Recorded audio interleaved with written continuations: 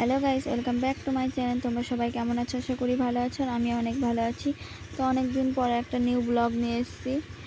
আর আমি যাব এখন রথের মেলায়। বৃষ্টি পড়ছে, তো আমাদের এখানে বৃষ্টি হয়নি, হালকা হালকা পড়ছে বৃষ্টি। আর আমি রেডি হয়েছি অনেকক্ষণ, আর দিদির জন্য ওয়েট করছিলাম। আসতে অল্প অল্প বৃষ্টি পড়ছিল, তারপর দিদিকে অনেক ফোন করলাম, তারপরে আসলে দিদি টোটোয় চেপে গেছি। আর আমি দিদিকে বলছি, আর দিদি একটু ভিডিও করি। বোনকে বললাম যে বোন একটু তোকে দেখাই, বোন আমার লজ্জা পাচ্ছে।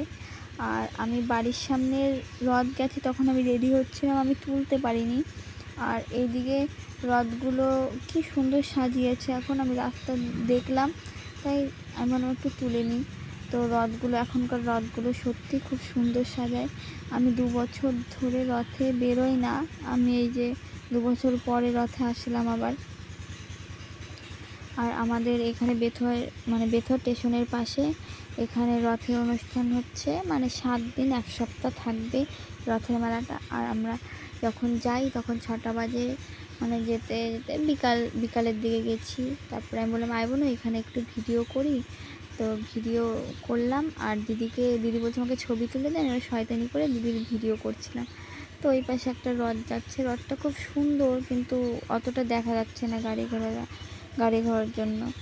আর দিদি একটা পার্সেল নিয়েছিল ফেসবুক থেকে, ভালো হয়নি, এর জন্য হচ্ছে এখানে ওনারা বলেছে বেথুয়ায় এসে ক্যান্সেল করতে হবে।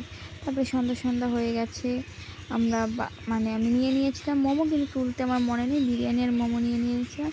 আর এখানে এতটা ভিড়, খালি শুধু মাথা দেখা যাচ্ছে মানুষজনের, আর কিচ্ছু না, শুধু মাথাগুলো দেখা যাচ্ছে। আর আমি স্টেশনের উপর থেকে তুলেছি, তো এর জন্য ভালো এসছে, খালি এতটা লোক পা ফেলার জায়গা নেই।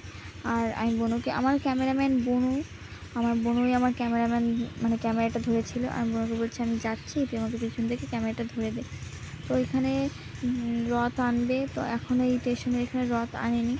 তো আমি চলে এসেছিলাম বাড়িতে। আমার মা বারবার ফোন করছে যে আয়, বাড়ি আয়, পাড়ার এই রথটা দেখে যা। তো আমি চলে গেছিলাম।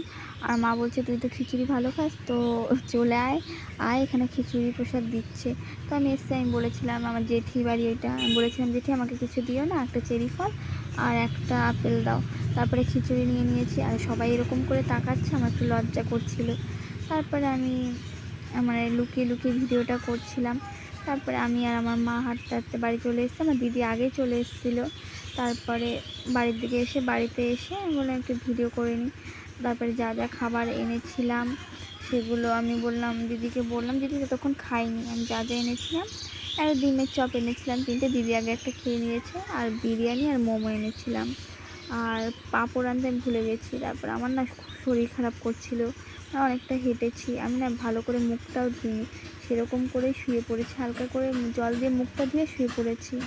তো আজকের জন্য বাই, দেখা হবে নেক্সট ব্লগে, টাটা।